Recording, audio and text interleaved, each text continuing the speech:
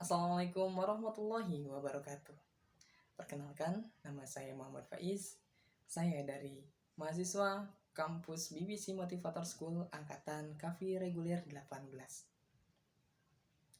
KAFI merupakan sebuah universitas yang di dalamnya kita dapat belajar mengenai hypnopublic speaking, hipnosis, dan juga berbagai karakter yang harus kita terapkan yang tak luput daripada ilmu keagamaan yang disisipkan di dalamnya. Di KAFI, saya sangat termotivasi dan juga mengalami banyak perubahan, tentunya terhadap diri saya, baik komunikasi dari diri saya terhadap dalam diri, dan juga komunikasi diri saya terhadap luar diri saya. Maka dari itu, ada dua hal yang ingin saya sampaikan untuk materi yang dimana materi tersebut dapat mengubah potensi yang ada diri saya untuk menjadi lebih sadar lagi, untuk lebih peka, karena sesuatu yang berada dalam diri kita bisa kita gugah dengan kita menyadari bahwa diri kita adalah orang yang sangat hebat dan juga orang yang memiliki potensi yang sangat luas dan tak terhingga. Dua teori ini kita namakan yang pertama ada tipologi manusia, yang mana tipologi manusia tersebut mengajarkan 4 sifat ataupun karakter manusia yang ada pada diri manusia. Dominannya, manusia memiliki tipologi yang pertama ada sanguinis, yang kedua phlegmatis, yang ketiga korelis, dan yang keempat melankolis. Tentunya di KAFI kita sama-sama harus menyadari bagaimana potensi diri kita berada di karakter yang seperti apa.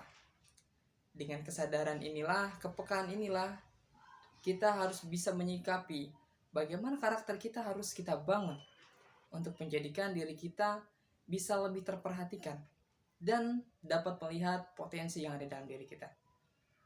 Dominannya pada diri manusia ada kecenderungan pada salah satu dari 4 tipologi manusia ini. Saya sangat mengingat sekali ketika dulu merupakan orang yang sangat pendiam, takut untuk berbicara terhadap orang lain, bahkan komunikasi untuk berbincang dengan orang yang ada di samping saya pun saya merasa takut. Di KAFI saya menyadari bahwa dari tipologi manusia ini saya berada pada kondisi phlegmatis, di mana seseorang yang sangat diam, cinta damai. Namun memang dari karakter tersebut membuat saya memiliki sebuah kelebihan, yakni untuk kepekaan dalam mengamati situasi sekitar. Di KAFI bukan berbicara mengenai di mana tempat kita dan fokusnya harus tetap di situ saja dalam hal tipologi manusia. Akan tapi dari 4 tipologi manusia ini kita diajarkan untuk senantiasa bisa fleksibel, karena diri kita tidak akan luput daripada sejatinya menjadi manusia yang bisa bersosialisasi dengan manusia lainnya. Tentunya kita harus dapat menyamankan, berkomunikasi dengan baik terhadap orang lain. Dengan 4 karakter diri manusia ini, kita harus bisa menguasai keempat-empatnya untuk dapat berkomunikasi dengan orang lain sesuai karakter orang lain yang kita ajak berbicara.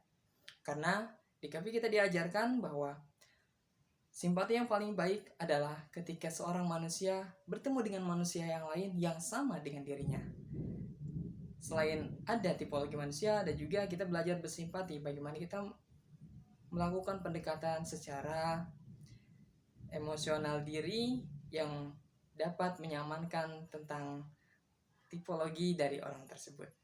Inilah yang membuat saya banyak belajar karakter daripada tipologi manusia ini untuk menjadikan manusia yang fleksibel, sehingga tidak ada lagi rasa takut untuk berkomunikasi. Bahkan ketika saya untuk ngobrol terhadap orang-orang yang belum kenal sekalipun, insya Allah sangat welcome sekali.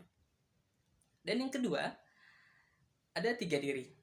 3 diri bisa kita katakan dalam KAFI kita diajarkan 3 diri adalah 3 hal yang dapat membentuk diri kita.